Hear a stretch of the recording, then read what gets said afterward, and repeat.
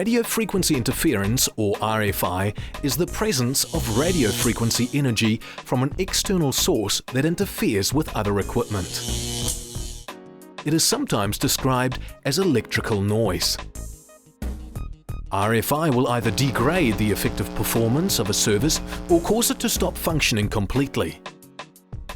RFI can be conducted via electrical cables or radiated via the air. In the real world, radio silence does not exist, so radio equipment must be able to function correctly in the presence of reasonable levels of unwanted signals. Regulatory measures are in place to prevent unacceptable levels of RFI pollution to the Turks and Caicos radio spectrum resource. When a complaint is received about RFI, as much information about the nature of the interference should be obtained to identify a location. How's the service being impaired? What time does the interference occur? What frequencies are affected? When did the interference start? Which geographical area is affected? What does the interference sound like or look like? Does it happen in certain weather conditions? Have any similar complaints been received? A case is never prejudged as to the source of the interference.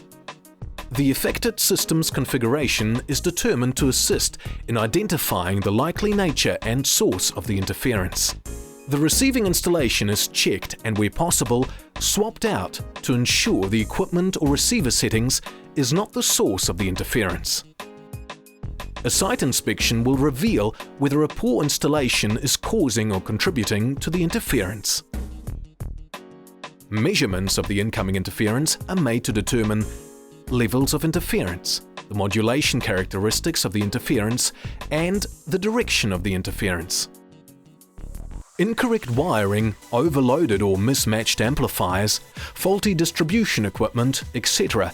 may create their own interference. Installers tend to use amplifiers that have excessive gain, thinking that this will provide better system performance. High-gain amplifiers are considerably more susceptible to interference, so only the gain for the task should be used.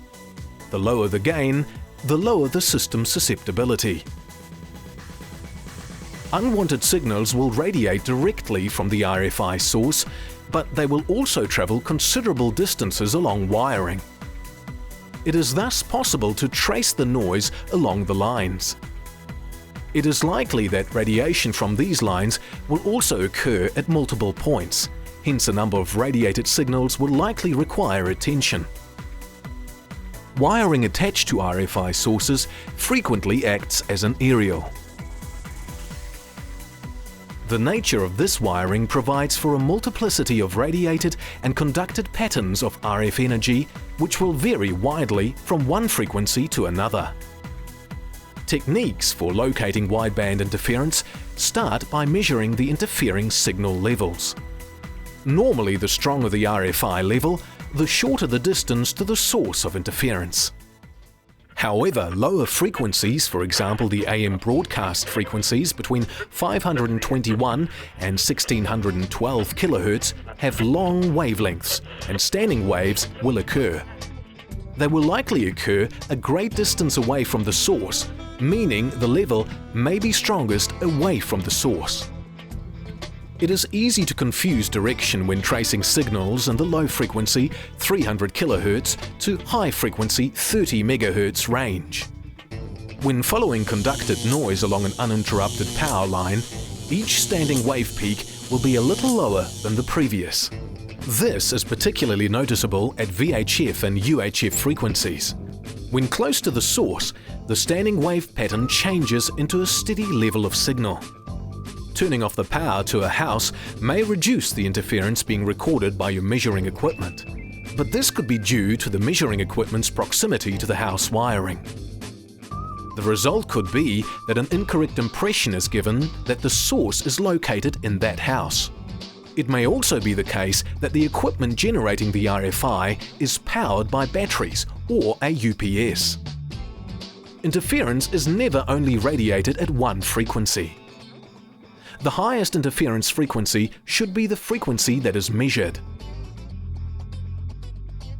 As the distance to the source becomes shorter, the higher frequencies of the interference will become detectable.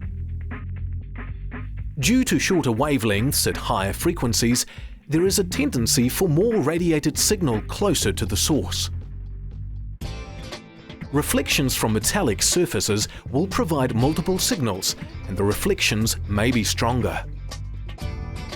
A spectrum analyzer with a quality continuous tuning wideband receiver covering the range of 550 kHz to 3 GHz with a signal strength meter, attenuator and with the efficient wideband antennas is ideal for measuring RFI. A fuller band will likely mean a closer distance to the interference source. Interference may occur because of faulty equipment, poor installation or an incorrect configuration. Sometimes transmitter interference is suspected, when in actual fact the fault is the receiver's inability to suppress the presence of reasonable levels of unwanted signals. Sometimes the receiver itself may generate interference, but the interference is masked by the transmitter's more powerful signal. Power line interference usually comes from broadband noise. The interference is conducted along power lines and is also radiated in a similar manner. It is usually noticed only where power is reticulated via overhead power lines and receiving aerials are relatively close to the lines. It is a complex task to trace power line interference, and a number of techniques will likely be required, but the final analysis may still not lead to the source. Power line interference tends to affect a wider area and is often moisture and wind dependent. The majority of interference occurs with 11, 22 and 33 kV equipment. They also tend to have a high level of ambient noise where wooden structures are used due to tracking between metal hardware. Audio rectification usually occurs in narrow band transmissions. Strong RF signals are picked up by audio amplifying or computer equipment and are rectified by one or more of the many diodes and transistors in this equipment. This produces DC voltages that corrupt operation. At times, these diodes and transistors will demodulate the RF signals, and this may be heard over speakers attached to the system. The source of intermodulation will likely be a transmitter not fitted with a filter, or a corroded joint, enabling rectification and mixing of two or more transmissions to occur. Generally, the contributing transmitters will be two or more on-site transmissions. FM noise is a major contributor to receiver desensitizing. It often occurs at sites where there are high-power FM broadcast transmitter aerials close to sensitive land mobile receive aerials. The white noise created in high-power linear amplifiers raises the noise floor, often over a wide range of spectrum, and affects sensitive narrowband FM receivers by reducing their ability to receive signals. The affected receivers may suffer a reduced sensitivity by 10 to 30 dB. It is not possible to audibly hear this noise, and the receiver outwardly appears to be fine. It is possible to determine receiver desensitizing by testing the signal-to-noise ratio through the use of a noise bridge and signal generator. All electrical equipment produces electromagnetic noise. Accordingly, design and installation procedures are used to minimize this. But when these procedures are inadequate, suppression using filters becomes necessary. It is wise to check with a supplier, as they may have custom suppression components available or have the fix already. Suppression may also affect the operation or the electrical safety of a device, so the supplier should be contacted prior to proceeding. Special attention to earthing and screen cable is required when considering suppression of devices capable of being contained in a metal housing is recommended. RF sources often have a low impedance. Thus, any filtering must be designed with this characteristic in mind. Even the most unlikely devices may be a major source of interference. For example, an interfering 121.5 MHz signal was blocking the 121.5 emergency locator beacon receivers aboard satellites some 850 to 1,000 kilometers above the Earth. The source was a cumulative one, traced to tens of thousands of satellite receivers used in New Zealand, which have a 121.5 MHz oscillator on the motherboard.